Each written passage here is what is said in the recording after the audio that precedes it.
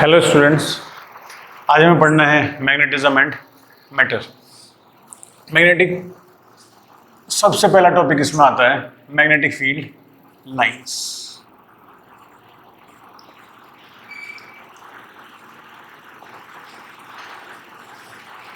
So magnetic field lines क्या होती हैं? मैग्नेटिक फील्ड लाइंस के बारे में सबसे पहले क्या होता है, मैग्नेटिक फील्ड्स अकर कैसे होता है, ऑलरेडी हमने पहले कुछ डिस्कस भी किया हुआ है। तो सबसे पहले इसमें लेंगे bar magnet. Magnetic field lines की प्रॉपर्टीज बार मैग्नेट के रिस्पेक्ट में हमें चेक करनी है। सो मैग्नेटिक फील्ड लाइंस की सबसे पहले प्रॉपर्टी क्या होती है? First, they travel from north pole to south pole, that is outside the magnet, and they travel from south pole to north pole inside the magnet. यानी अगर हम बात करें कि मैग्नेट के बाहर की प्रॉपर्टीज की बात करें तो magnetic field lines north pole से साउथ पोल की तरफ ट्रेवल करती हैं। इसमें नॉर्थ पोल और साउथ पोल बिल्कुल ऐसे ही पोल्स हैं जैसे कि हमने इलेक्ट्रिक फील्ड में पढ़ा था, वहां पर पॉजिटिव और नेगेटिव चार्ज था, पॉजिटिव से नेगेटिव की तरफ हमारी फील्ड लाइंस ट्रेवल करती थी। यहाँ पर मैग्नेटिक फील्ड लाइंस है जो नॉर्थ पोल से साउथ पोल की तरफ ट्रेवल करती हैं। सेकेंड पॉइंट लेते हैं, अगर हम फील्ड स्ट्रेंथ की बात करें तो जैसे मैग्नेटिक फील्ड लाइंस ट्रेवल करती हैं from south pole to north pole, यहाँ पर डिफरेंट प्रॉपर्टीज हैं। इनकी जो नेट डायरेक्शन होता है जो फील्ड के लिए ट्रेवल करता है तो वो हमने इसमें चेक किया है। सेकंड, डायरेक्शन, अगर मैग्नेटिक फील्ड लाइंस कहीं पर ट्रेवल कर रही है, लेट अस से कोई मैग्नेट है, ये नॉर्थ पोल, ये south pole, magnetic field lines travel कर, in such a case if we want to check the direction, अगर हम यहाँ पर डायरेक्शन चेक करना चाहते हैं तो it would be checked by its tangent। so direction हम किससे चेक कर सकते हैं? tangent at any point। यहाँ पर चेक करेंगे डायरेक्शन ये है, यहाँ पर चेक करेंगे तो डायरेक्शन हमारी ये है, यहाँ पर चेक कर रहे हैं तो डायरेक्शन हमारी ये है, नीचे चेक कर रहे हैं तो डायरेक्शन हमारी ये है। So at any point, if we want to check the direction of the magnetic field, then we will check it by the help of its tangent। हम tangent की help से इसको check कर सकते हैं। थर्ड पॉइंट पर जाते हैं, स्ट्रेंथ। अगर बात करें मैग्नेटिक फील्ड की स्ट्रेंथ की, सो जहां से मैग्नेटिक फील्ड लाइंस ट्रेवल करती हैं north pole to south pole, so near the pole they are denser to each other. अगर पोल के पास की बात करें तो ये पोल के पास डेंसर पोजीशन पर होती है।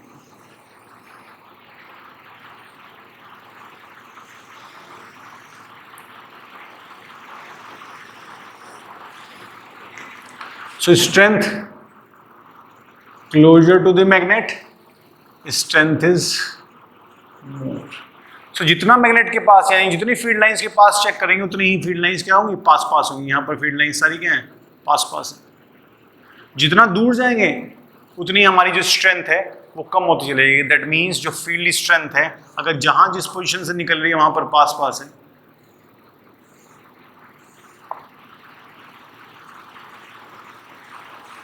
इस पॉइंट से वे एमर्ज हो रही है। हमने कहा ये यहाँ पर नॉर्थ पोल है, अगर नॉर्थ पोल से बाहर निकल कर जा रही है दैट मीन्स इस वाले पॉइंट पर, इस पॉइंट के पास जितना नियरेस्ट पॉइंट, जितना क्लोजर आएंगे उतनी स्ट्रेंथ इसकी ज़्यादा होगी, और जितना हम दूर जाते रहेंगे उतनी इसकी स्ट्रेंथ कम होती चली जाएगी।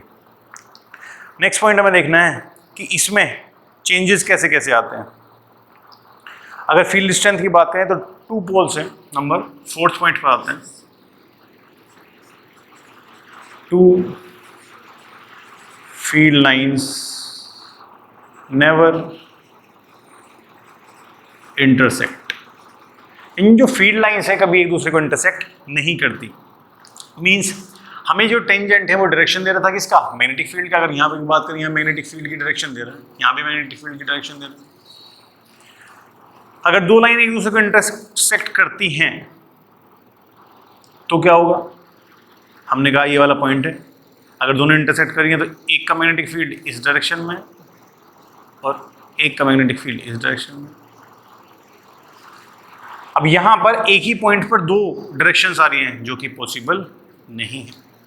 So the field lines never intersect each other. तो फील्ड लाइंस कभी एक दूसरे को इंटरसेक्ट नहीं करती। अगर इंटरसेक्ट करती हैं तो एक पॉइंट पर दो मैग्नेटिक फील्ड होने चाहिए थे। अगर एक ही पॉइंट पर दो मैग्नेटिक फील्ड है, ऐसा इम्पॉसिबल है, कभी भी हम ऐसा कैलकुलेट नहीं कर सकते। नेक्स्ट नंबर 5, अगर फील्ड लाइंस की स्ट्रेंथ देखें तो मैग्नेटिक फील्ड लाइंस की हमारे ट्रेवल भी कर रही हैं, आगे भी जा रही हैं, तो इसमें फील्ड स्ट्रेंथ पोल के ऊपर डिपेंड करती है कि नंबर ऑफ फील्ड लाइंस जितनी भी ट्रेवल करेंगी, that is number of field lines directly proportional होती है पोल स्ट्रेंथ के। दैट मीन्स अगर हम बात करें कि दो पोल्स हमारा, एक नॉर्थ पोल एक साउथ पोल, सो पोल स्ट्रेंथ जितनी है, यानी इस नॉर्थ पोल की या साउथ पोल की पोल स्ट्रेंथ जितनी ज्यादा होगी, जितना स्ट्रॉन्ग हमारा पोल होगा, उतनी ही नंबर ऑफ फील्ड लाइंस ज्यादा होंगी। More the number of field lines depend on the pole strength, यानी more will be the pole strength, more will be the number of field lines. Note it down first और take a screenshot. Screenshot ले सकते हैं आप सभी लोग।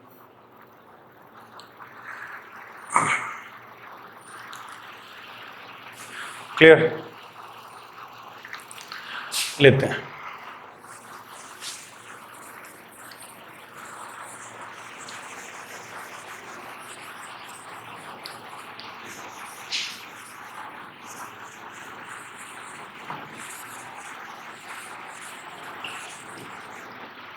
Now,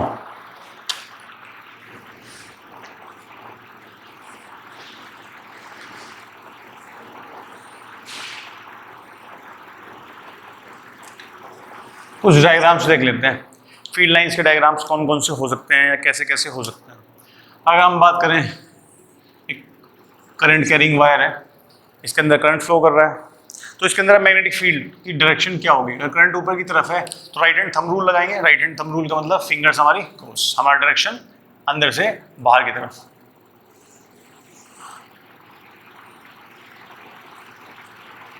अंदर से बाहर की तरफ, अंदर से बाहर की तरफ। सो हमारा डायरेक्शन जो फील्ड का हो गया है वो अंदर से बाहर की तरफ हो गया है। यहाँ पर हम चेक कर रहे हैं, ये हमारा वायर है बीच में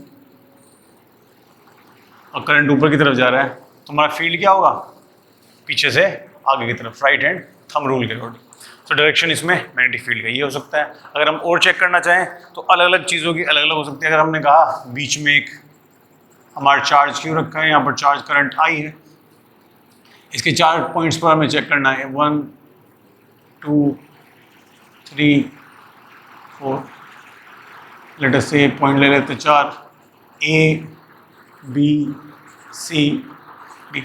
अब हमें 4 पॉइंट्स पर चेक करना चाहते हैं कि हमारा मैग्नेटिक फील्ड की डायरेक्शन क्या है, यानी हमारा करंट की डायरेक्शन इसके अंदर क्या होगी।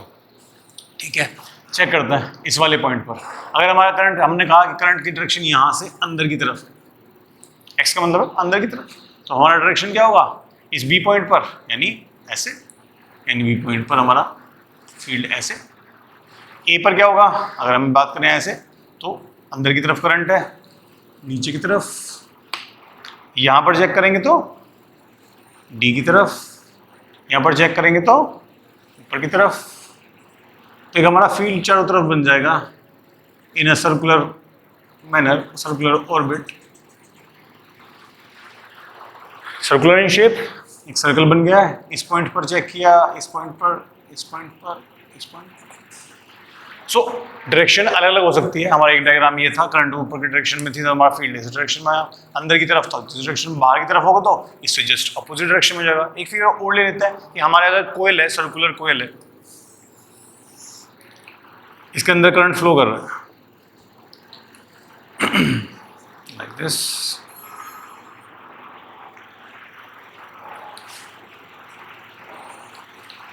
अब यहां से नीचे की तरफ करंट जा रहा है, दैट मीन्स फील्ड लाइंस कहां की तरफ आएंगी? बाहर की तरफ।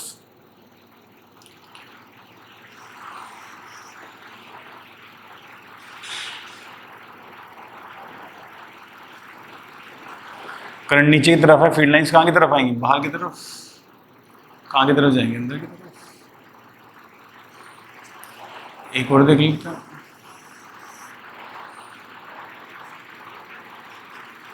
ठीक है, इस वाले पॉइंट पर क्या होगा? इस वाले पॉइंट पर ऐसा होगा।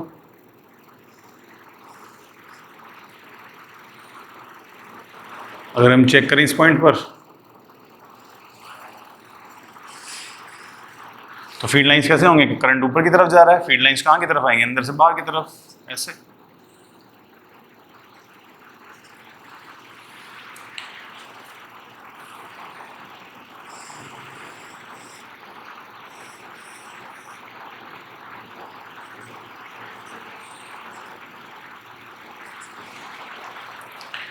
ठीक है, सो करंट किस डायरेक्शन में फ्लो कर रहा है उसके अकॉर्डिंग उसका फील्ड लाइंस जो होंगी, फील्ड लाइंस के डायग्राम हर एक करंट करिंग कंडक्टर के लिए अलग अलग हो सकते हैं। जैसे यहाँ पर है सर्कुलर है, ऊपर की तरफ बात करें तो ऊपर से अंदर से बाहर की तरफ आएगा। कैसे होगा? अंदर से बाहर की तरफ। कैसे होगा? इसमें कैसे होगा? बाहर से अंदर की तरफ।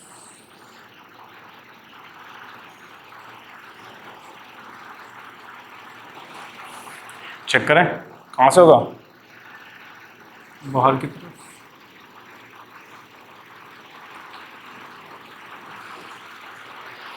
नोट इट डाउन, एक बार स्क्रीनशॉट ले सकते हैं इसका भी कि हमारा फील्ड लाइंस अलग अलग हो सकती हैं अलग करंट कैरिंग कंडक्टर के लिए। एक और ले लेते हैं।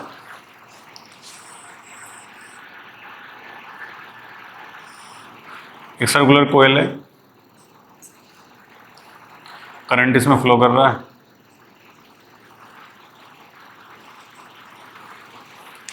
अब चेक करें, करंट फ्लो कर रहा है ऐसे। अगर करंट बाहर की तरफ तो फील्ड कैसे बनेगा? ऊपर से नीचे की तरफ।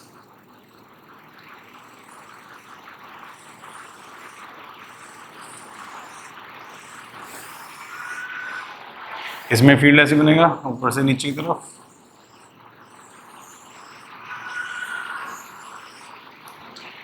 चेक करें, कोयल में सर्कुलर करंट है, करंट की डायरेक्शन क्या है? अंदर से बाहर की तरफ। हमारा फील्ड क्या बनेगा? नीचे से ऊपर की तरफ, इस डायरेक्शन में बन जाएगा फील्ड।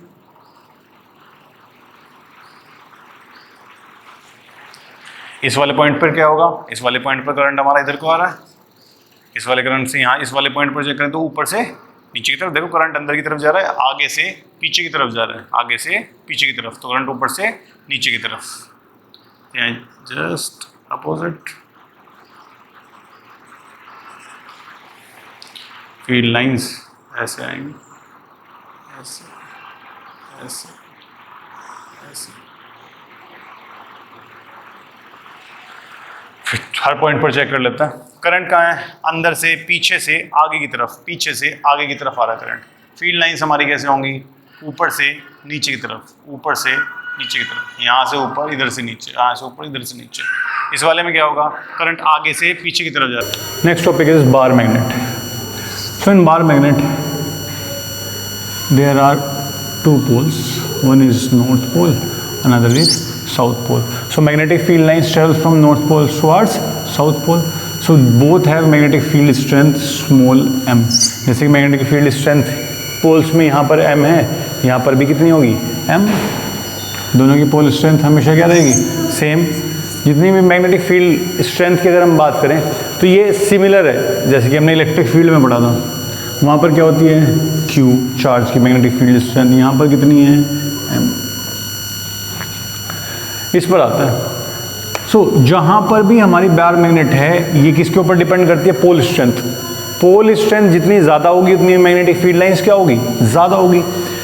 नॉर्थ पोल वर्क करता है जैसे कि plus Q charge electric field के अंदर। साउथ पोल कैसे वर्क करता है? माइनस Q चार्ज की तरह, जैसे कि साउथ इसमें माइनस Q चार्ज की तरह। होता क्या है? नॉर्थ पोल से मैग्नेटिक फील्ड लाइंस ट्रेवल करती हैं किस पोल की तरफ? साउथ पोल की तरफ। जैसे कि इसके अंदर था पॉजिटिव से चार्ज फील्ड, जो इलेक्ट्रिक फील्ड लाइंस होती हैं वो कहाँ की तरफ ट्रेवल करती हैं? प्लस से माइनस की तरफ। हमने प्लस Q पढ़ा था, ये प्लस Q चार्ज है, माइनस Q चार्ज है, मैग्नेटिक फील्ड लाइंस प्लस से माइनस की तरफ ट्रेवल करती हैं। यहाँ ऐसा ही सेम मैग्नेट के अंदर भी होता है। मैग्नेटिक फील्ड लाइंस के अंदर क्या है कि जो नॉर्थ पोल साउथ पोल है इनकी स्ट्रेंथ के ऊपर डिपेंड करता है। यहाँ पर भी नॉर्थ पोल के अंदर फील्ड स्ट्रेंथ क्या है? M। चार्ज के अंदर क्या थी? Q स्ट्रेंथ थी। तो इस तरीके से ही सेम हमारी मैग्नेटिक फील्ड स्ट्रेंथ हम कैलकुलेट कर सकते हैं। जितनी भी स्ट्रेंथ जितनी ज़्यादा होगी उतनी हमारी मैग्नेट स्ट्रॉन्ग होगी, जितनी हमारी मैग्नेट स्ट्रॉन्ग होगी उतनी ज़्यादा उसके अंदर फील्ड लाइंस होंगी, जितनी ज़्यादा फील्ड लाइंस होंगी उतना ही उसके ऊपर कोई भी चार्ज रखेंगे तो उसके ऊपर एक्सपीरियंस होगा, फोर्स एक्सपीरियंस होता है। ये डिपेंड करता है कि हमारी मैग्नेट कितनी ज़्यादा स्ट्रॉन्ग है या कितनी ज़्यादा नहीं है। एक बार नोट कर लें इसको कॉपी में।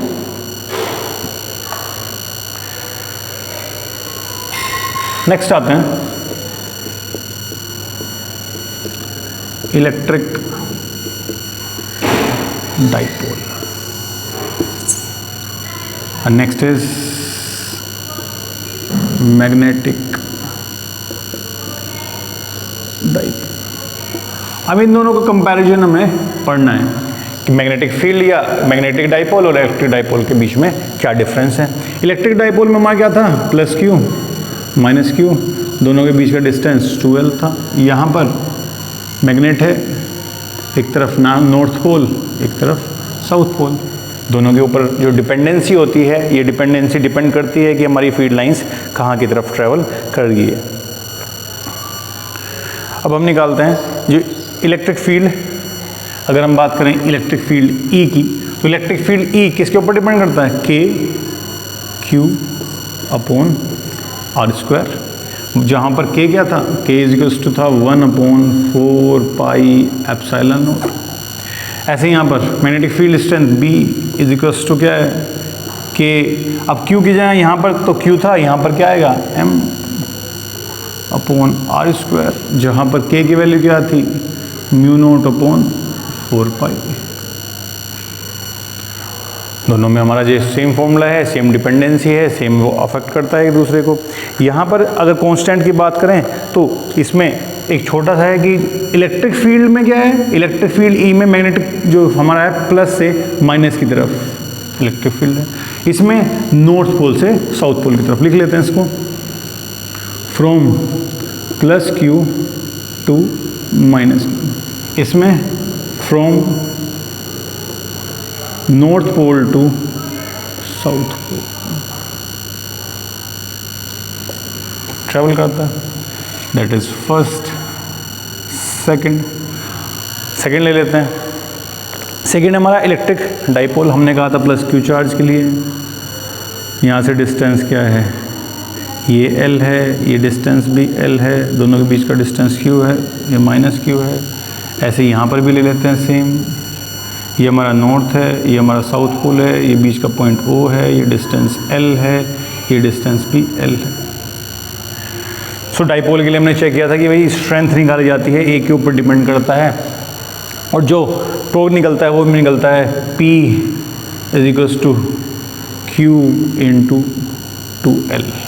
जो डिस्टेंस है उसके ऊपर डिपेंड करेगा, जो स्ट्रेंथ है उसके ऊपर डिपेंड करेगा।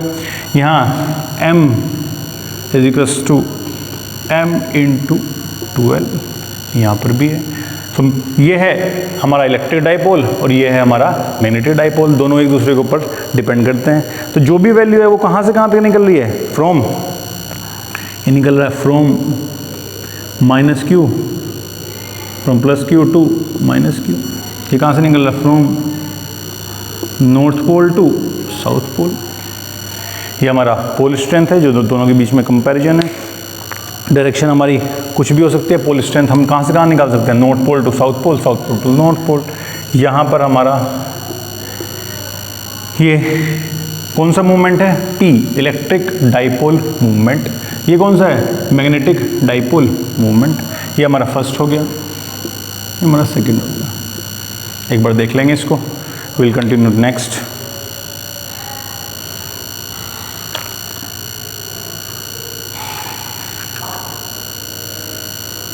अब हमें देखना है नेक्स्ट टॉपिक में कि हमारा टॉर्क कितना है, या टॉर्क कितना निकल सकता है, टॉर्क कितना हो सकता है। आ जाते हैं।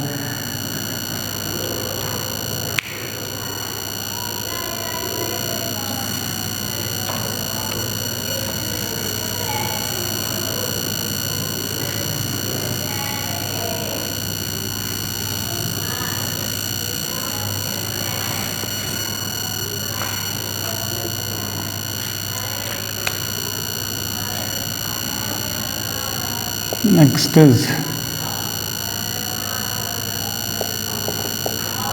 इलेक्ट्रिक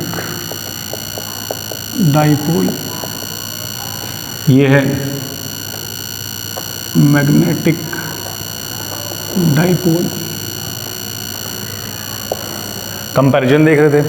अब हमने कहा इलेक्ट्रिक डाइपोल की अगर हम बात करें तो इलेक्ट्रिक डाइपोल के अंदर क्या होता है, हमारे एक प्लस क्यू, एक इधर ले लेते हैं माइनस क्यू, इधर प्लस क्यू, दोनों के बीच का डिस्टेंस 2L है। हमने निकाला था कि इसके अंदर क्या होता है, magnetic dipole moment P is to Q into 2L। कहाँ से, फ्रॉम, कहाँ से कहाँ निकाला, माइनस क्यू से प्लस क्यू तक, minus Q to plus Q. इसके अंदर क्या है, इलेक्ट्रिक डाइपोल मूवमेंट की भी, यहाँ एक मैग्नेट है, यहाँ नॉर्थ पोल है, यहाँ साउथ पोल है। इन दोनों के बीच का डिस्टेंस की बात करें तो डिस्टेंस यहाँ भी 2L है। और कैलकुलेट करना चाहें तो हमारा निकलेगा magnetic dipole movement M is equals to आएगा क्या, pole strength M into 2L। कहाँ से, फ्रॉम साउथ टू नॉर्थ, ये हमारा निकल गया। नेक्स्ट लेते हैं नंबर 3, टॉर्क। अगर हम टॉर्क कैलकुलेट करना चाहते हैं तो टॉर्क डिपेंड किसके ऊपर करता है कि हमारी इलेक्ट्रिक फील्ड लाइंस हैं,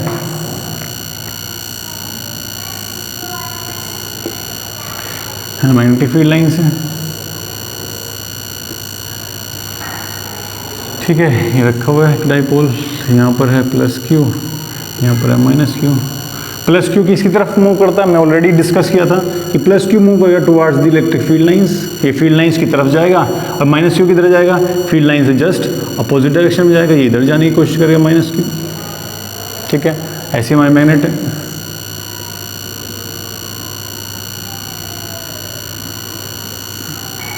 ये नॉर्थ है, ये साउथ है, नॉर्थ फील्ड की तरफ जाने की कोशिश करेगा, साउथ इससे जस्ट अपोजिट जाने की कोशिश करेगा।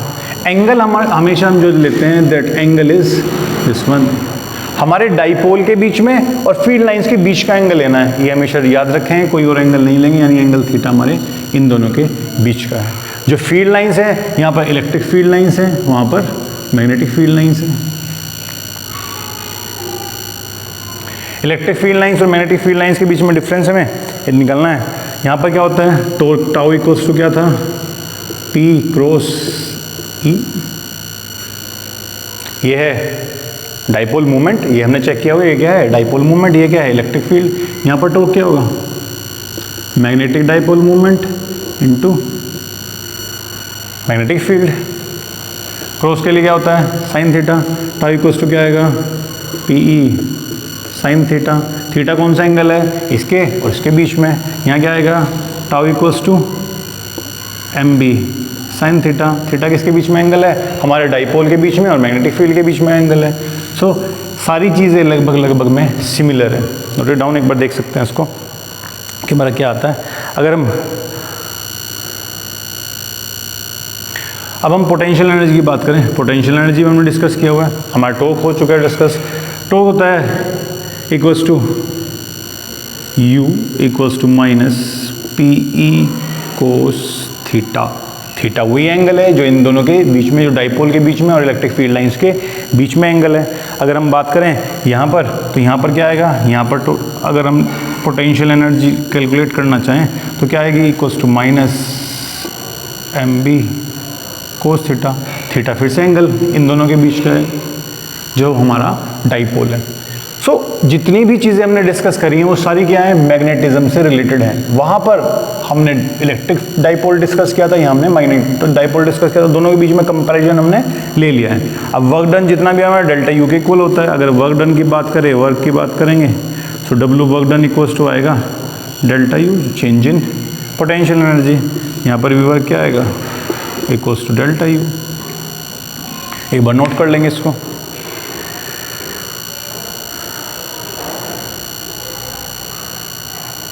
ठीक है, चलते हैं नेक्स्ट टॉपिक पर।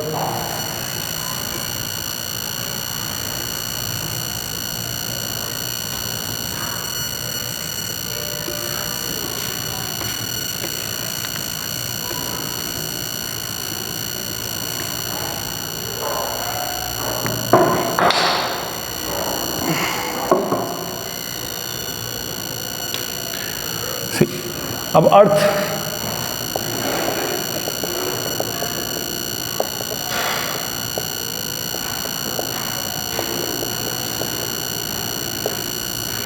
अर्थ मैग्नेटिज्म की बात करेंगे। अर्थ मैग्नेटिज्म में है क्या कि अगर हम अपनी कोई बार मैग्नेट ले लें,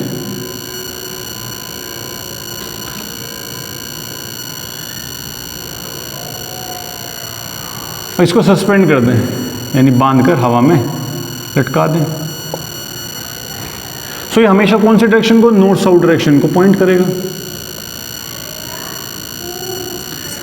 हम कहीं भी अगर अपनी बार मैग्नेट को लें, एक्सपेरिमेंट आप करना चाहें तो कर सकते हैं घर पर। एक बार मैग्नेट लें और बार मैग्नेट को एक रस्सी से, एक छोटे स्ट्रिंग से बांध दें और इसको सस्पेंड करें हवा में, तो बार मैग्नेट होगी क्या, बार मैग्नेट हवा में रहेगी, मूव करेगी और फिर फाइनली जाकर नॉर्थ साउथ डायरेक्शन में अलाइन हो जाएगी।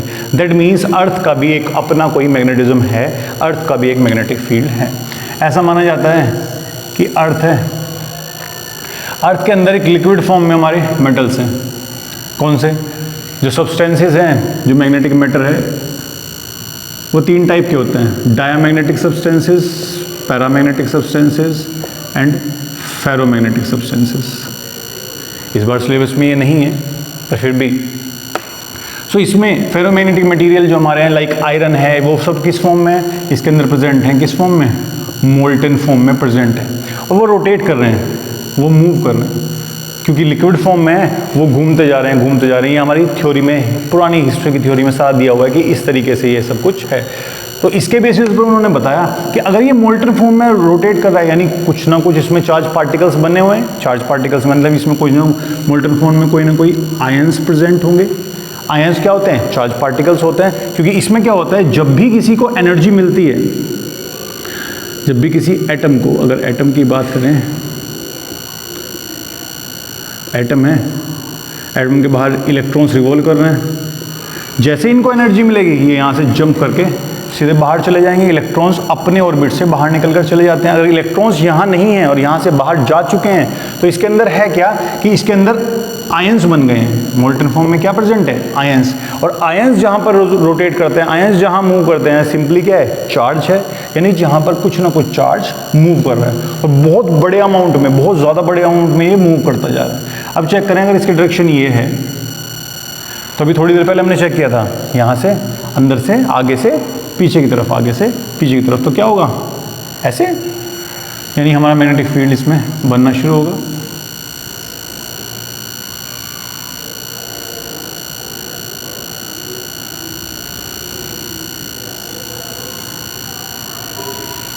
आगे से करंट, पीछे से आगे की तरफ ऐसे अर्थ में रोटेट कर रहा है। मोल्टन फॉर्म में जितना भी हमारा सब्सटेंसेस है, जितने भी हमारे मेटल्स हैं, वो सब इसमें रोटेट कर रहे हैं। ज़्यादातर हमने क्या कहा है? कोर में, कोर के अंदर हमारा क्या प्रेजेंट है? आयरन प्रेजेंट है। आयरन किस तरह का सब्सटेंसेस है? फेरोमैग्नेटिक है।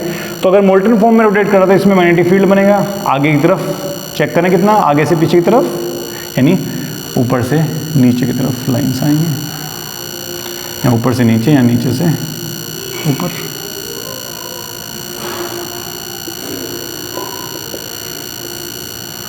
इस तरफ, पीछे से आगे की तरफ, पीछे से आगे की तरफ चेक करें तो ऐसे, इस डायरेक्शन में।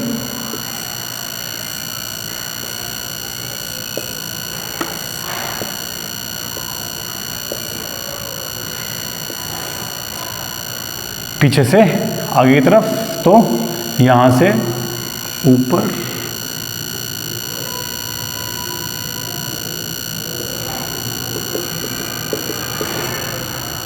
अब चेक करें, अगर अर्थ में इस तरीके से रोटेट हो रहा था, करंट हमारा इस तरीके से, चार्ज पार्टिकल्स, आयंस मूव कर रहे थे, तो इस तरीके से मैग्नेटिक फील्ड उसमें डेवलप होगा, इधर भी, इधर भी। इसमें ये किसकी तरफ वर्क कर रहा है? एक बार मैग्नेट की तरफ वर्क कर रहा है, जिसको हमने क्या कहा? अर्थ मैग्नेटिज्म का है। इसको यहाँ तक अच्छे से आप डिस्कस करें आज, कल हम आगे का डिस्कस करें।